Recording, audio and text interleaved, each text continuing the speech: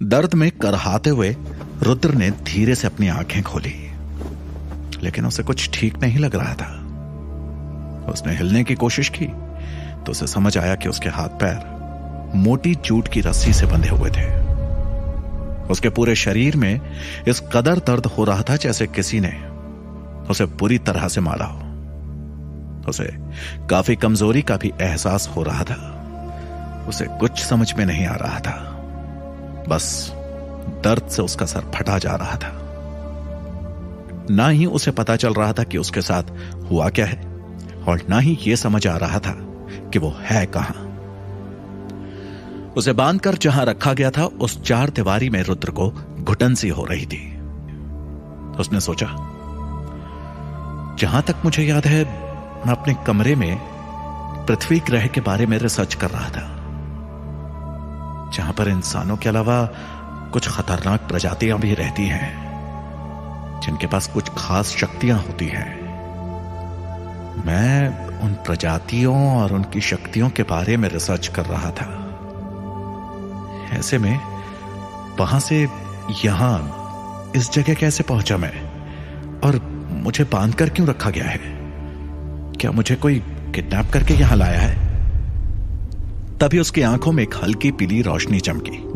उसके पीछे दूर कहीं से पानी की बूंदें टपक रही थी, जो उसे और बेचैन कर रही थी।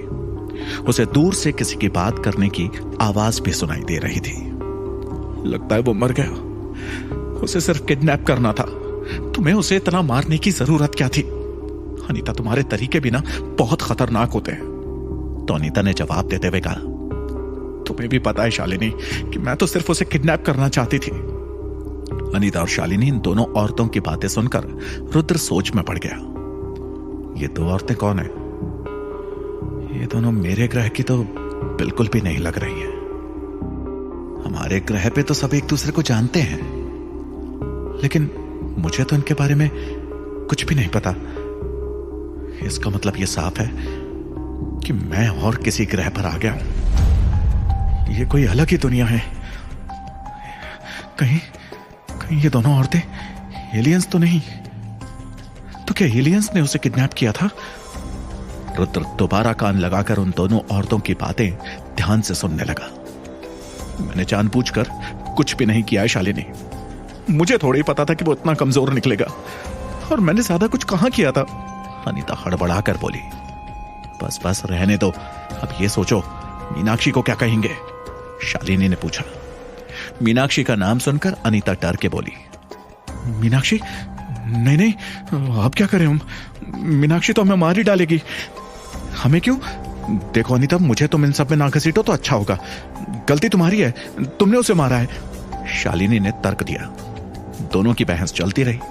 वहीं दूसरी तरफ दर्द के मारे रुद्र का सर घूम रहा था, लेकिन कुछ देर बाद उसे दर्द की थोड़ी आदत हो गई, और पूरी तरह होश में आते ही उसके सोचने समझने की शक्ति भी वापस आ गई। रुद्र ने अपने चारों ओर नजरें दौड़ाई। उसने देखा कि उसे जहां रखा गया था वो कमरा काफी छोटा था। चारों ओर घना अंधेरा था। सिर्फ एक ही जगह से टॉर्च की पीली रोशनी आ रही थी। रुद्र ने थोड़ा हिलने की और अपने हाथ पांव को रस्सी से छुड़ाने की कोशिश की। तभी उसे किसी के हील के ठक ठक की आवाज सुनाई दी। इस आवाज से अनीता और शालिनी की बातों के साथ साथ रुद्र का अपने हाथ पांव खोलने का संघर्ष भी टूट गया। अनीता घबराकर शालिनी से बोली, अब हम क्या करें? मीनाक्षी, हे भगवान, वो तो आ भी गई।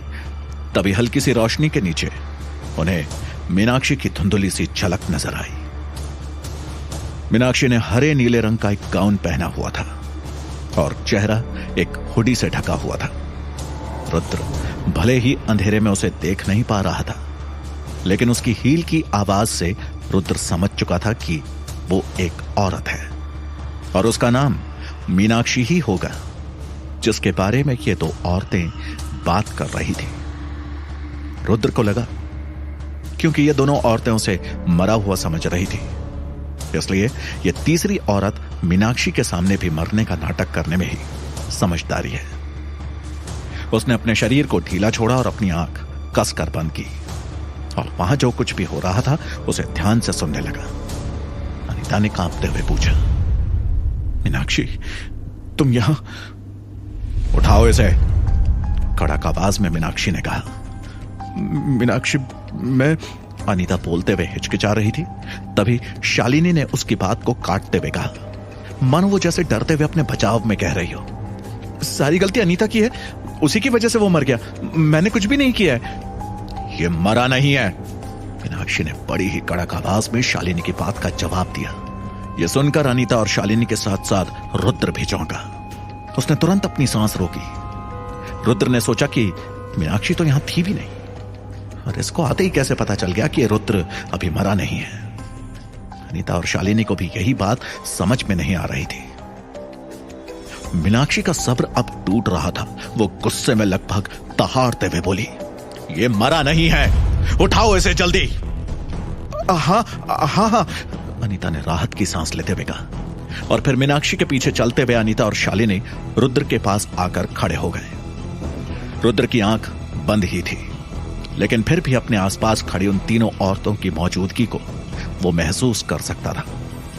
मीनाक्षी के एक इशारे पर अनीता ने उसके ऊपर ठंडा पानी डाला। रुद्र समझ चुका था कि अब मरे हुए होने का नाटक करने का कोई फायदा नहीं, इसलिए उसने धीरे से अपनी आंखें खोल दी थी। रुद्र को अब सब साफ दिखाई दे रहा था। कमरे में उसके अलावा 3 लोग थे। बाकी दोनों के कपड़े भी मीनाक्षी की तरह ही थे, हरा नीला गाउन और चेहरा हुडी से ढका हुआ। उनके कपड़े किसी हॉरर फिल्म के कपड़ों की तरह ही डरावने लग रहे थे। तीनों औरतें रुद्र को घेर के इस तरह खड़ी थी जैसे उसकी बलि चढ़ाने वाली हो।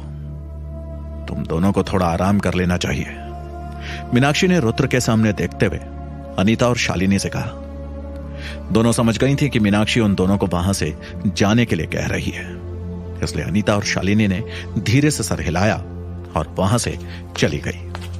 मीनाक्षी की तेज नजरें रुद्र को देख रही थी, जैसे कोई जहरीला सांप अपने शिकार को घूर रहा हो।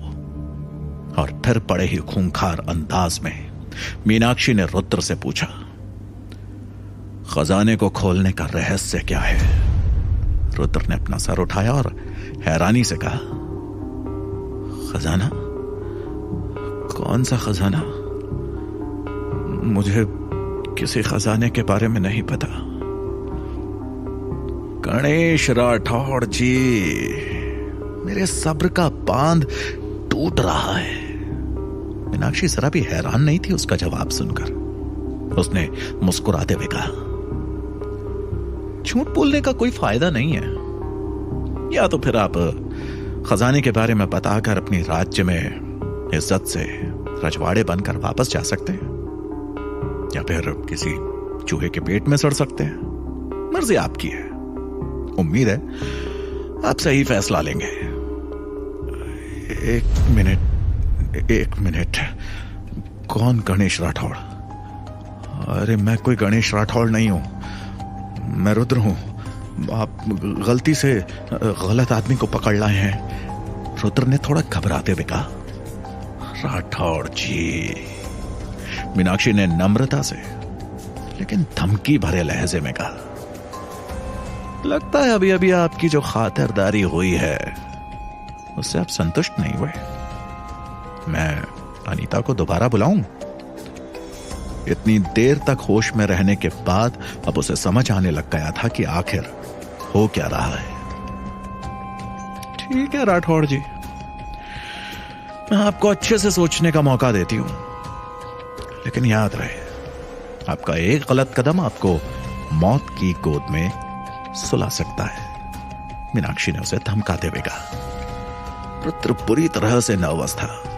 उसने दिमाग पर जोर डाला और वो सोचने लगा कि अब वो क्या करे, कैसे यकीन दिलाए कि वो रुद्र है, कोई राठौड़ नहीं। तभी उसके दिमाग में एक बात क्लिक हुई। उसने सोचा कि इस अजीब सी जगह में आने से पहले जब वो आखिरी बार होश में था तब आधी रात थी। अपनी लैब में अपने कंप्यूटर के पास बैठा हुआ वो अपने बॉस के लिए एक स्पीच लिख रहा था। पिछले आधे महीने से पृथ्वी ग्रह के ऊपर चल रहे उसके रिसर्च की वजह से वो इतना ओवरटाइम कर चुका था कि वो मानसिक और शारीरिक रूप से एकदम थक चुका था, और थकान के मारे वो अपने कंप्यूटर के आगे ही सो गया था। सोने के बाद उसने सपने में देखा कि एक 40 साल का आदमी